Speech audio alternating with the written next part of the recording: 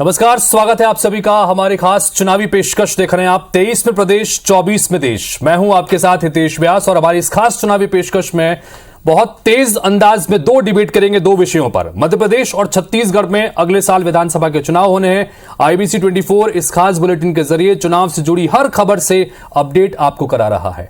साथ ही राजनीतिक बयानबाजी के मायने भी तलाशने की कोशिश हम करते हैं और दो विषयों पर जिसमें आज हम बहुत तेज गति में डिबेट करने जा रहे हैं। उसमें पहला विषय मल्लिकार्जुन खड़गे के एक बयान से जुड़ा है। भारतीय राष्ट्रीय कांग्रेस के राष्ट्रीय अध्यक्ष हैं खड़गे ने दरअसल जो बयान दिया और कुत्ते से संबंधित जो बयान दिया जिस पर बीजेपी अब भड़की हुई है, क्या वो बयान था और क्या बीजेपी को इस पर आपत्ति है, इस पर बात करेंगे। साथ ही छत्तीसगढ़ के में शराबबंदी का मामला एक बार फिर से बढ़ा हुआ है और इस पर घमासान लगातार हो रही है, सियासी बयानबाजी भी हो रही है, इस पर भी बात करेंगे। सबसे पहले बात करते हैं मध्य प्रदेश से।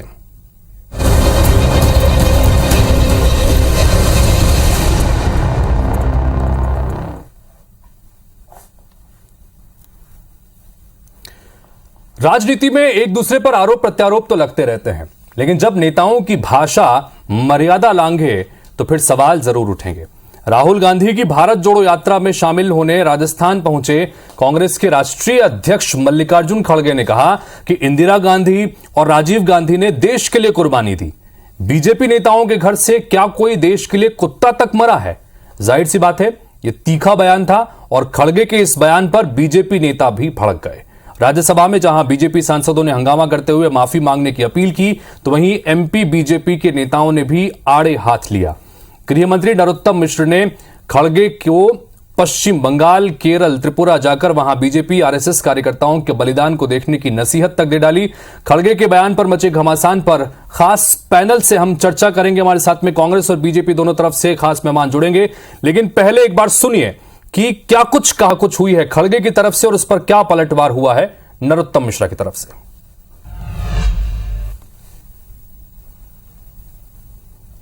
देश को हमने आजादी लाई है, देश को आजादी दिलाई है और देश के एकता के लिए श्रीमती इंदिरा गांधी जी अपनी जान कुर्बान करी है। राजीव गांधी जी अपने जान दिए हैं इस देश के एकता के लिए। तो ये सब हमने किया, हमने अपनी जान दी, हमारे पार्टी के नेताओं ने जान दिया। तुम क्या किए? आपके घर में कोई देश के लिए कुत्ता तो मरा है? बड़ा निंदनीय बयान है उनका, उसकी जितनी निंदा की जाए कम है। अगर वो इंदिरा जी का और राजीव जी को बलिदान को बलिदान देश के लिए मानते हैं तो खड़गे जी जाके पश्चिम बंगाल, केरल और त्रिपुरा में देखो, जहां सैकड़ों RSS के और भाजपा के कार्यकर्ताओं ने देश के लिए अपना बलिदान दे दिया।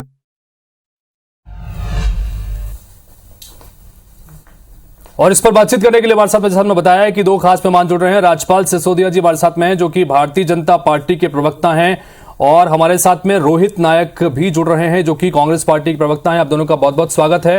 राज्यपाल जी से संपर्क थोड़ी देर लगेगी बात होने में, लेकिन फिलहाल मैं पहला सवाल रोहित नायक आपसे करना चाह रहा हूं कि जो बात यहां पर मल्लिकार्जुन खड़गे ने कही है, राष्ट्रीय अध्यक्ष बनने के बाद एक के बाद एक लगातार बयान उनके आ रहे हैं और कहीं ना कहीं उस पर बवाल भी मचता है। और अभी जो ये बात उन्होंने कही है जिसमें उनकी भाषा को लेकर, मर्यादाओं को लेकर भी बात हो रही है, क्या कहेंगे रोहित जी इस पर? आपकी पार्टी के राष्ट्रीय अध्यक्ष के इस बयान से क्या आप भी सहमत हैं? देखिए, भारत में कई सारी भाषाएं हैं और आप जानते हैं मल्लिकार्जुन खड़गे जी जो हैं वो भारत के किस परिवेश से आते हैं, किस प्रांत से आते हैं।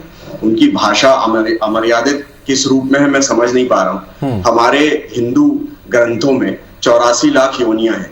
किसी ना किसी जीव जंतु को किसी ना किसी देवता, ग्रह, नक्षत्रों से जोड़कर देखा जाता है। लग्न भी हमारे यहाँ पर जीव जंतुओं से जुड़े हुए हैं।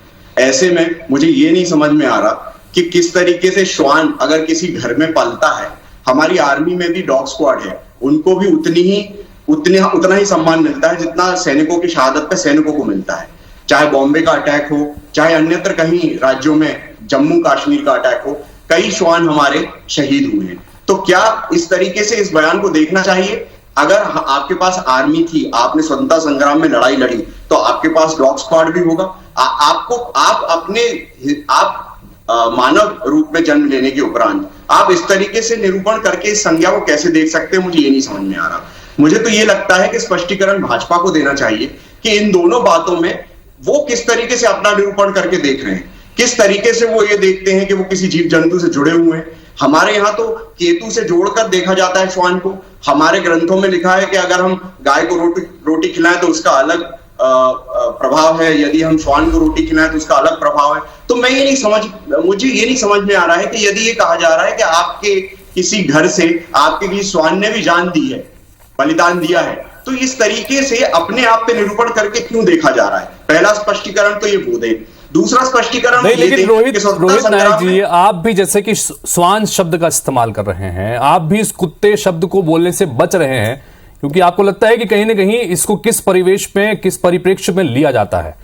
तो मैं ये सवाल आपसे करना चाह रहा हूं कि क्या जो उन्होंने बात कही उसमें तो जिस तरीके से उन्होंने बयान दिया, क्या ये जरूरी था एक राष्ट्रीय पार्टी, देश की सबसे पुरानी पार्टी के सबसे बड़े पद पर बैठे व्यक्ति के लिए बोलने के लिए? नहीं, ये आवश्यक था या नहीं था ये तो वही जानते हैं, लेकिन महत्वपूर्ण ये बात है कि उसका निरूपण कैसे किया जा रहा है, उसकी डेफिनेशन किस तरीके से लगाई जा रही है। मुझे तो ये लगता है कि यदि कोई व्यक्ति किसी को सर्प बोलता है तो वो तो काल का स्वरूप हुआ, शिवजी अपने गले में धारण करके बैठते हैं उनको। तो इस तरीके से यदि सोचा जाए तो बहुत सारी चीजें ऊंची हो जाती हैं। देखिए, every action is equal and opposite reaction, I can understand that, क्योंकि वो तो फिजिक्स का रूल है, तो वो तो होगा ही। लेकिन इस तरीके से प्रतिक्रिया देने में मुझे लगता है कि ये स्पष्टीकरण ज्यादा स्पष्ट तौर पे भाजपा को देना चाहिए कि वो इस संज्ञा को किस तरीके से ले रहे हैं, वो किस तरीके से इस बात को देखते हैं। जब मानव नरोत्तम मिश्र से हमने पूछा, मध्य प्रदेश के गृह मंत्री नरोत्तम मिश्र से उन्होंने पूछा, तो उनका इस विषय पर यह कहना है कि पहले जाकर वो देखें कि पश्चिम बंगाल में, केरल में, त्रिपुरा में बीजेपी आरएसएस कार्यकर्ताओं का भी बलिदान हुआ है। वहां पर भी राजनीतिक तौर पर जिस तरह से उनकी हत्या हुई है वो भी उसको एक राष्ट्र के लिए और भारतीयता के लिए बलिदान के रूप में देख रहे हैं। इस स्टेटमेंट को स्वतंत्रता संग्राम से जोड़कर देखना चाहिए, क्योंकि उसी परिवेश में बात बोली गई है। ऐसे तो जीवन पर्यंत आदमी काल चक्र से ग्रसित है, वो तो जीवन पर्यंत जिएगा नहीं, अमर तो कोई भी नहीं है। तो कोई ना कोई बलिदान तो किसी ना किसी व्यक्ति का होता ही है, उसके अपने संघर्ष होते हैं। ऐसा तो है नहीं कि हम किसी की जो रिस्पॉन्सिबिलिटी या किसी का जो धर्म है उसको उस धर्म से छीन रहे हैं, उसकी जो जिम्मेदारी है उससे उसको अलग देख रहे हैं, इतर देख रहे हैं। लेकिन मुख्य रूप से बात यह है कि किस तरीके से बात को बदला जाता है, किस तरीके से बात। आप तो इतना बताए ना कि आपने स्वतंत्रता संग्राम में क्या किया, इतनी सी बात है। आप बताइए किसने बलिदान स्वतंत्रता संग्राम में दिया, यदि दिया तो नाम बता दीजिए। आप किसी भी बात को यहां से वहां ले जाएं। अब त्रिपुरा में उनके क्या लोग कर रहे हैं, तो अरुणाचल में उनके लोग क्या कर रहे हैं। देखिए, श्वान को तो इस रूप में भी देखा जाता है कि वफादार होता है, लेकिन वफादारी देश के। ठीक है, राजपाल सिसोदिया हमारे साथ में जुड़ गए हैं। कुछ तकनीकी दिक्कत थी जिस वजह से शुरुआत से जुड़ नहीं पाए। राजपाल जी, आप तक मेरी आवाज पहुंच रही है? हाँ जी, पहुंच रही है। नमस्कार राजपाल जी, मल्लिकार्जुन खड़गे ने जो बयान दिया है उसके संदर्भ में हम इस चर्चा करने की कोशिश कर रहे थे। हमारे साथ में कांग्रेस पार्टी के नेता रोहित नायक भी हैं, उनसे हम बातचीत कर रहे थे। क्या दिक्कत है जिस तरह से जो बात उन्होंने कही है? आपको यह आपत्तिजनक लग रहा है, मर्यादा के विपरीत लग रहा है? राजपाल जी, अब ये कांग्रेस के लोग किस स्तर तक जाकर बात कर रहे हैं कुछ समझ में नहीं आ रहा है। नेता और राजनेताओं की तुलना, शहीदों की तुलना कुत्ते बिल्लियों से करके ये क्या साबित करना चाह रहे हैं?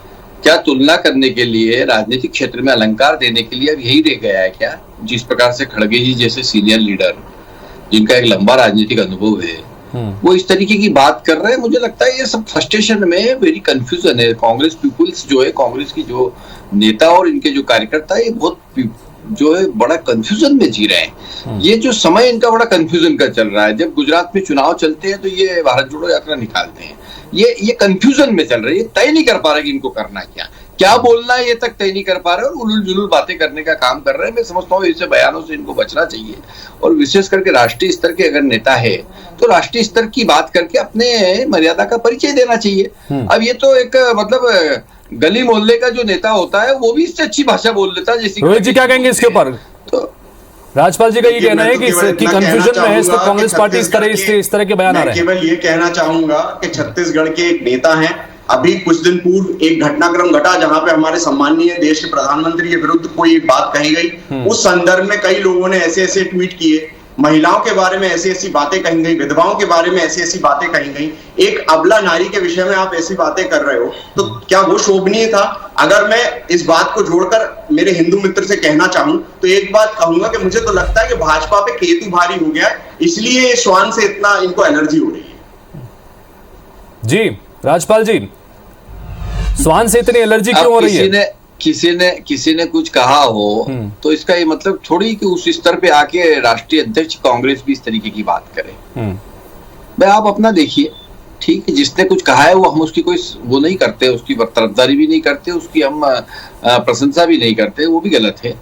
पर राष्ट्रीय स्तर के नेता है, भाई परिचय दीजिए ना, आप राष्ट्रीय स्तर के हैं। ऐसा इस प्रकार की भाषा और इस प्रकार की शब्दावली जिस प्रकार का उपयोग खड़गे जी ने किया है, ये भाषा, ये शब्दावली तो गली मोहल्ले का जो नेता होता है। राजपाल जी, लेकिन एक बात जो लगातार कांग्रेस पार्टी के तमाम नेता उठाते रहे अलग अलग मंचों के जरिए कि जब भी देश की आजादी का जिक्र आता है तो हमारे पास उसमें ऐसे नेताओं की लंबी फहरिस्त है जिन्होंने बलिदान दिया है, सर्वोच्च बलिदान दिया है देश की आजादी के लिए। आरएसएस ने क्या किया या भारतीय जनता पार्टी ने क्या, क्योंकि बीजेपी तो उस वक्त थी नहीं, तो आरएसएस ने इसमें उस वक्त क्या किया, उसके संदर्भ में ये बयान, इस पर क्या प्रतिक्रिया? राजनीतिक दल के रूप में भारतीय जनता पार्टी, भारतीय जनसंघ आजादी के पूर्व नहीं था, ठीक है। अब जब जो चीज पैदा ही नहीं हुई थी, अभी मैं पूछूं कि राहुल गांधी जी ने आजादी के आंदोलन में क्या योगदान दिया, तो भाई राहुल गांधी जी का जन्म ही नहीं हुआ था। राजपाल सिंह ने क्या योगदान दिया, तो उसका जन्म ही नहीं हुआ था। अब जिसका जन्म नहीं हुआ, जो अजन्मा है, उसका क्या योगदान है?